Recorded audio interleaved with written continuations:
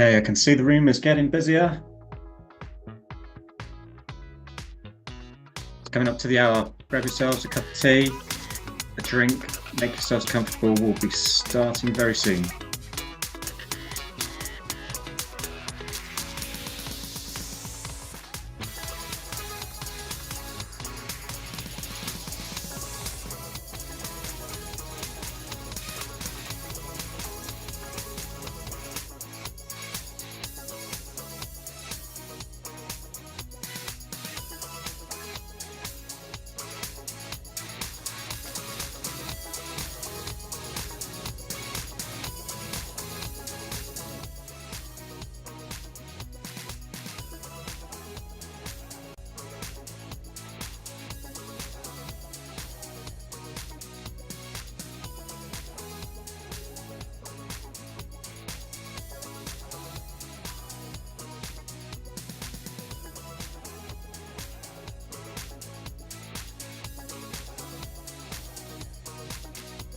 Feel free to grab yourselves drinks. Great to see you. We'll be starting in a few minutes' time.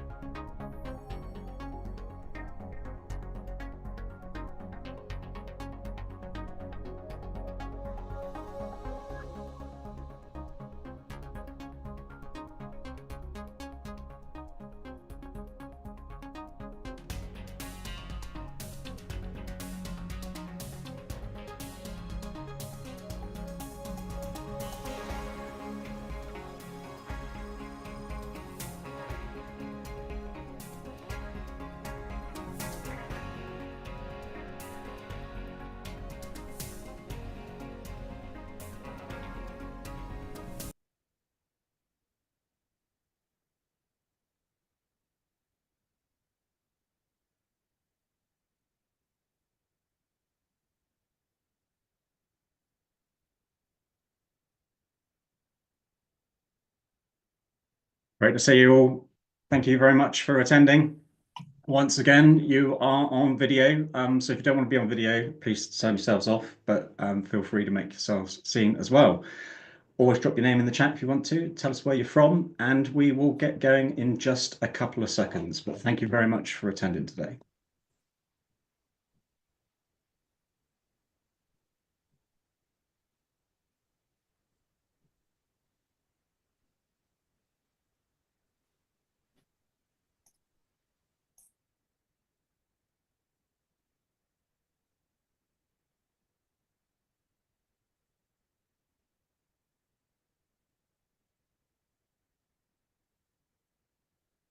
Hello, so here we are, 2025. Thank you very much for attending. We're here today in Lightrise 2. It's a new Lightrise cabin which has been built over the holidays. So welcome all. Thank you for coming. This is a recorded session, so if you don't want to be recorded, please take yourselves off. If you don't want us to use these materials again in the future for any marketing materials, please also register that as well. This is a safe space. We go through these house rules every time we do one of these weekly sessions. So please respect each other. Feel free to come off mute if you want to chat or engage by text as well. And myself or one of the team on the call will help you out on the call, or if not, afterwards as well. So without further ado, today's session, and this is a quick reminder for those of you who have not joined before, we are running these weekly sessions, notwithstanding the odd break here and there over the holidays. And we're focusing really on artificial intelligence, people-centered technologies, HR and those sorts of things, ESG and cybersecurity in those four quadrants we're going through today. And I'm really pleased to be here presenting as usual. We do have an interesting agenda today because we are talking about real-world AI and success stories with Microsoft technologies. And we've handpicked a couple of those success stories for you, one of which is a video case study, and the other one we are going to be talking through, which is Sisters of Mercy, which isn't the Gothic band from the 80s, but a fascinating US-based healthcare charity. On these sessions, we like to keep it interactive. If you want to chat to us, please feel to interact. Occasionally, we have a QA in the end and chat. And we always like to pack these sessions full of some additional freebies to create a positive impact for yourselves and add a little bit of value as well. And today we've got some exciting signposts to various different bits and pieces around AI. You may have seen us introducing those things prior to the 2025 and towards the end there. But today we've also found this super cool AI tool which helps you with your licensing in the cloud, and it can provide advice and it can help you reduce your costs. So if you're interested in that at the end, we've got a registration for that as well. So hopefully you can all hear me, but it would be good to just check that everything's good. There have been a couple of glitches on these sessions before. I don't want to make the same mistakes again. So hopefully you can all see my screen. You can all hear me crystal clear. But if I could get a quick check on the chat, that would be perfect. I'm assuming silence is golden, in which case I'm going to crack on. Yeah, it's all good. Thank you very much, Claire. So we are going to talk about some very big organizations in just a moment, but I wanted to reflect, because it is the new year, on where we've been as a business. We're 3 now, and we started our journey with things like, don't tell anyone, ChatGPT, but we have evolved and we've moved that into the Microsoft landscape, which is a lot safer from a information security perspective. And now we use Copilot. But the types of things that we've done as a business, I mean, it is absolutely phenomenal. We started off by asking Copilot, let's just call it Copilot, questions about how we set up the business, the types of things that we needed to look for. So it was kind of that mentor from day one, which complemented all the things that we were doing with our bank and Microsoft on accelerator programs. But then we started to create marketing materials, and we were able to use some of the text in Copilot for that.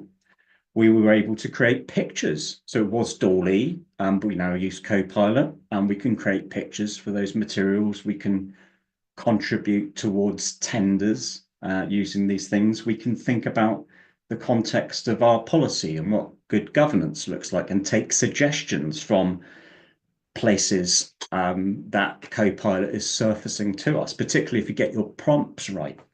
And if you are interested, by the way, we're going to run a little promptathon later in the year. So please register your interest in that. But it's super easy, right? You just go into Copilot, you ask it a question in a particular way, and it comes back with the results. You can create project plans. Copilot, tabulate me a project plan, which lists out all of the roles and responsibility and an estimate of effort for project X, Y, and Z to be delivered in whatever time frame. So there's lots of really practical ways that you can approach it. But now what we've also got is this layer coming in to all of the Microsoft tools, which we've been using as a business. They are tools which are AI enabled. So things like Copilot for Sales, where we can have a conversation, and I'm sure I'm not the only one, but I hope I'm not the only one. There's so much going on. Sometimes you do get forgetful. You speak to lots and lots of people, and there's been the occasional embarrassment where you can't remember a conversation that you've had or something like that. With Copilot for Sales, you can save all those great conversations into your relationship management solution. And it can talk you then through what you've been chatting about. So it's a fantastic thing from an account management perspective and all those sorts of things. Recruitment, yeah, the list is endless. And it feels sometimes like the number of co-pilots which Microsoft have got are endless because they've layered these tools into pretty much all of their business applications in one way, shape, form, or another. And all of this is accessible to us as people with sort of no coding skills or some coding skills, very small amounts. And we can pick it up and use things like Power Platform and accessible AI models that we've got through Copilot agents. But what we mustn't lose sight of, and this is sometimes a little bit scary to people when you start talking about this, is all the super great spangly cloud technologies which Microsoft are wrapped up into Azure. And Azure is a highly scalable set of solutions, which if you've got thousands and thousands of users in your organization, then you want to be able to do things at lightning quick speeds and be able to react quickly. And there's a sort of technology journey, if you want, that organizations and individuals may go through on a on with Microsoft, and you might start off with the applications, the Microsoft 365s of the world, and that enabled AI experience that you get at that layer with things like Viva and the cybersecurity tools and all of that. And then you might start to play around with the technical bits a little bit more and get involved with the Power Platform and expand what you can do and create little solutions yourself and bring those to light with value and delight people within your organization. But when you start to look at taking those great ideas and making them useful for lots of different people across the organization, packaging them up safely in a rapid cloud model, you really start to look towards some of the Azure pieces. And the reason that I talk, we're not there as a small business, but what I recognize is that through learning about those tools, we don't necessarily need to be thinking about them from an enterprise perspective. Yes, of course, they're useful up there for enterprise people because of their scale, but we can also approach this at small business level as well and use Azure. They run in the cloud, these Azure things, and we're going to introduce a few of these things as we go through some of the case study today, which is why I wanted to talk about this. They're running on a matter of cents, pence, really, really lightweight. So I think it's important that when we are thinking about solutions, that we don't limit ourselves to certain types of technology that are available, because if we've got aggressive growth journeys or particular scenarios and some of the healthcare scenarios that are coming in today, this really comes into play, then there's an opportunity for us to do something here which is going to help us get a lot of value very quickly. So that is just a little bit around our own sort of personal journey and reflections on it. But what I'm now going to go into is a couple of really interesting case studies around how some organizations have used that Azure service. And Azure is just sort of the overarching brand, really. It's the Microsoft cloud of tools. And we're going to get introduced to a number of those different tools and services, which you can use. You can actually sign up for a free Azure account and start to play around for these things. And I did this actually as part of a challenge with Women in Cloud. And it's been a long time since I coded, and I wanted to see how easy this would be. I'm talking from the days of like Pascal and COBOL, and I'm that old, sadly. But the great thing about it, applied it, some great learning materials on there, built up a language model, and it was really quite easy to achieve. And with all these services, you're going to find that there are accompanying learning materials which enable you to do those sorts of things. The OpenAI service is one of them, but you're going to see things like document recognition and Azure Synapse talked about in some of these things. Anyway, I'm going to shut my mouth now and let you watch a short video which we've got prepared on PowerSchool and how they've been using Azure OpenAI Service to personalize their learning experience with these tools. So if you just bear with me a second, I will bring that into view.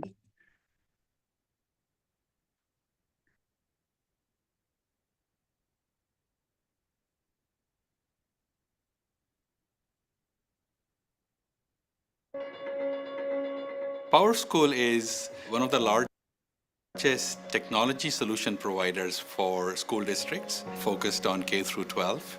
When OpenAI and generative AI came along, we saw that as an accelerator of our vision. It's mind-blowing. You know, as a former educator, so much was done manually, you know, from creating content, creating learning paths, creating assessment items for the students. The opportunity for AI to really support education is huge because it can really give teachers time back. They simply get more time back in their day to focus on student instruction and to focus on their own well-being. This new feature allows for teachers to quickly go in and have AI-generated, standards-aligned items that can be assigned to those students within a formative assessment. It's embedded directly in the workflows. I'm able to see how the student is doing, areas where they need a little bit of additional support, see the recommendation for the content that will help them get back on track, and have those AI-generated items automatically created. I can see not only the assessment item that I'm creating, but also things like web's depth of knowledge, how difficult is this question, and what skill are they really building as they're continuing to progress through this content. We believe that the future of learning lies in personalization of that learning, providing each student learning that caters to their specific needs. We also want to make sure that it's human-centered. One of the things that we're really focused on is using AI in education to give teachers recommendations because at the end of the day, they're who know the student the best. PowerSchool is really excited to collaborate with Microsoft because AI is new.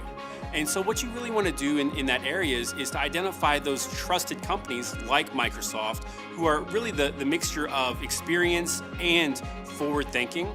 And when it comes to being trusted, we really want to make sure that there's fairness, accountability, and transparency. I would say the journey is just getting started. We are at step one. If we are going to innovate, we need our technology vendors to innovate ahead of us. And all that Microsoft has done recently with Azure OpenAI and with many other things proves to us that Microsoft is on a strict path of innovation.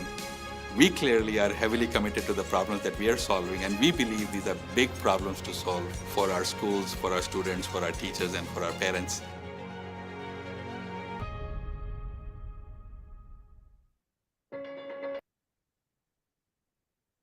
So there we go. I thought that was a fantastic story from PowerSchool and how they started out on this journey with Azure AI and starting to actually bring that into all of their business model in order to achieve results. And I really love this this idea that there's big challenges that we face, because there are some big challenges that we face. And one of the fantastic things about Azure and its OpenAI services is the way that we can actually apply those things to these different challenges, whether it's micro hardware on Internet of Things or through education and learning. And Microsoft have got some great support programs for education as well, which makes some of these costs even lower. So the positive impacts are truly something which can be great. So for our next case study, though, I want to talk about an organization in the US who are called Sisters of Mercy, and let me just bring them up. So they were founded in Ireland, basically from a Roman Catholic school in 1831. But they started establishing hospitals in the USA, and in 1986 they joined up to become this multi-state healthcare system for acute care and managed specialty hospitals and all sorts of other facilities. They've got over 4,000 primary specialty care physicians and over 40,000 staff members. So that that scalable journey that we've just been talking about. They've really applied this, and I thought this was a fascinating case study. Notwithstanding, the history of the US.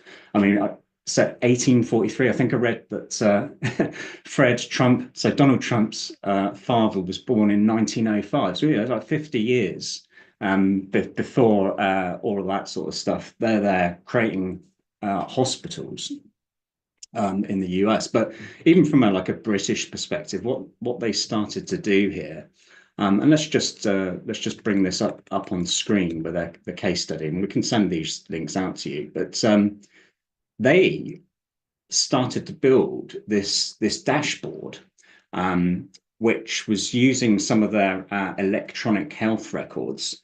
And for those of you on the call, so welcome, first of all, wherever you are in the world. Good morning, afternoon, or good night, wherever you're watching from. But for those of you from the UK, you're familiar with the NHS and some of the challenges which you may experience in that system of the Nationalised Health Service, which is amazing. But the triaging, the handover from one person to the next is always frustrating. And you're left thinking, why didn't they pick up on that person? They've just asked me the same questions. And this concept of an electronic health record and how they've used it at Mercy, I thought was really interesting, not just for that diagnosis of patients and then the types of things that they needed support with, but they were also bringing this all together in that one sort of cloud place of storing your data. Now, we talk about it as the cloud. The reality is we've seen Microsoft building these massive data centers all around the world. It has to live somewhere. Security, we might access it through internet, etc. else, but the cloud place of storing it, the data lake, they call it, so bringing all this information in the one place has been transformational to them. And they've saying here that using these Microsoft tools, they've reduced that average length of stay in hospital. And no one wants to kick anyone out if they're not feeling well, but we do know that beds are at a premium, and the effective management of beds especially is something which is critical to caregiving.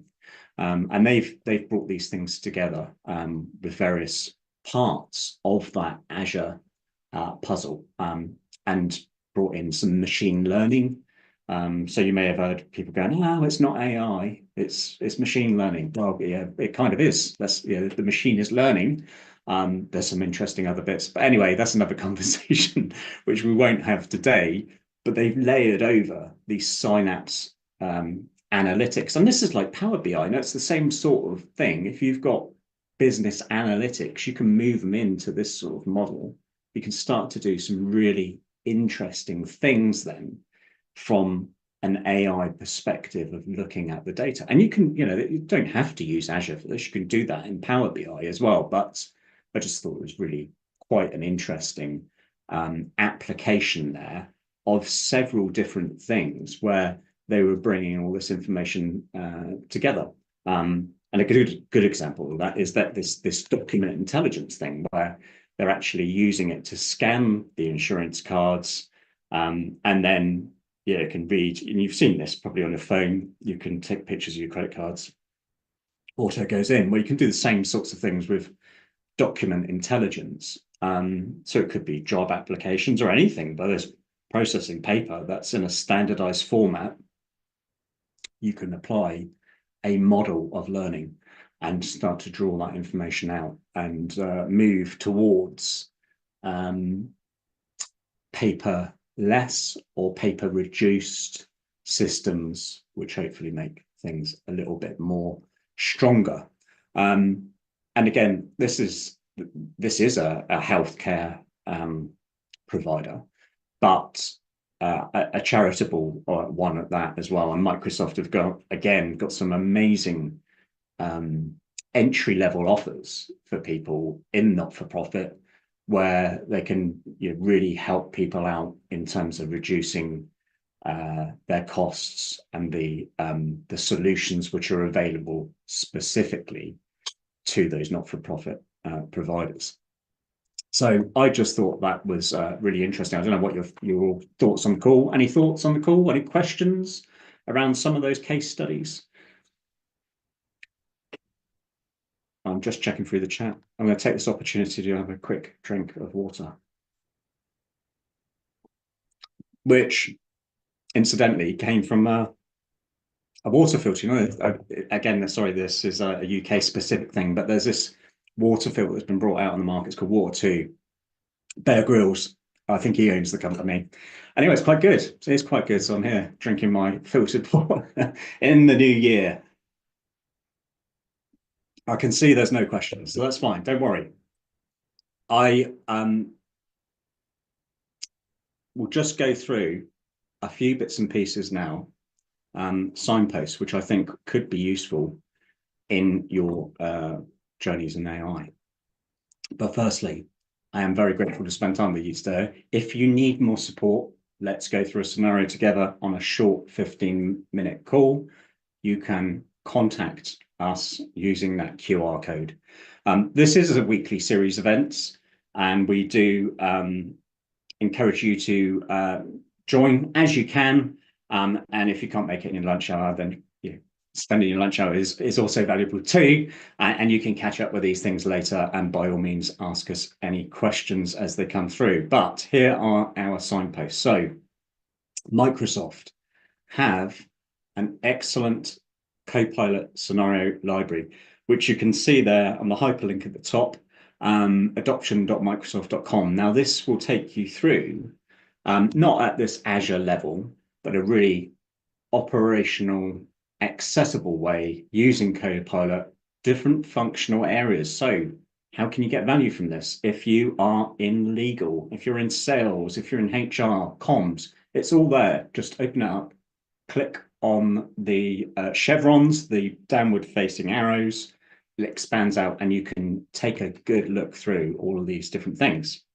The QR code here takes you through to our library. We call it the Lightrise Library of Fascinating Things. And there's all sorts of reading materials in that microsite for you to go through, from ebooks to blogs, case studies, and that sort of thing. And we grow and nurture that particular area. And we'll probably slip in some of this into our promptathon, but here we have the Copilot Studio. So Copilot, can you do this? Can you create this? Yes, no, da-da-da-da. Let's take that one step further and create our own agents. If you've got Teams, click on the 3 dots, add in the app. You can add in the Copilot Studio app. And this will enable you to create your own agent there. There's some lovely learning materials on there. You just press play. You've got a 5-minute create your own Copilot agent course, which will take you through, and you can do all sorts of great things quite simply. So you could take a spreadsheet or spreadsheets of tender responses in a SharePoint library and create your own agent to maybe use that as a repository of information to give you advice. Or maybe you've got loads of HR policies, or there's loads of things you can do. Have a look through the previous page and see if you get any inspiration. We're giving out these user stories. So if you don't know what user story is, this is a really great way of having a common language across a project. You may see IT professionals going, where's your requirements matrix? While a user story is kind of like your list of needs. As a manager, I want to be able to see when all the members of my team are on leave. That would be an example of a user story. It's so good that the government gives advice on user stories because they've realized that this is a strong way of structuring projects. Anyway, we're giving away a bunch of these, which will help you structure your own processes in your business. So if you want some free user stories, please reach out. We're more than happy to help. But this is the exciting one for 2025. Drum roll. We have found this excellent new tool, and it saves you carbon, it saves you cloud usage, and it saves you license costs. And it runs on your cloud operations, looking at your Microsoft Office, now M365, and your Azure. And if you're an IT professional, keeping on top of those things, from a costing perspective of subscriptions and costs and all that sort of thing, it can be a headache. This thing is an AI-enabled health check, and it can give you some suggestions on how you can save money. And that is super critical given the changes to the licensing landscape that we are expecting soon. So if we can help out, we can save you some money, please reach out. That is a free of charge health check, which we are rolling out. But unfortunately, we have got to the end of the session today. So I just want to thank you all for coming. It's been great to see you here again in the new year, and thank you for coming along to the Lightrise Cabin. It's our first one here. We will be launching a podcast later in the year, so please keep an eye out for that as well. You can follow our newsletters. Sometimes we put offers in there as well. And please keep coming along. It's been great to have you here. If you've got any final questions, then we'll just hang around for a couple more minutes. Otherwise, have a great afternoon, and I hope to see some of you, more of you, next week. Thank you very much. Take good care of yourselves.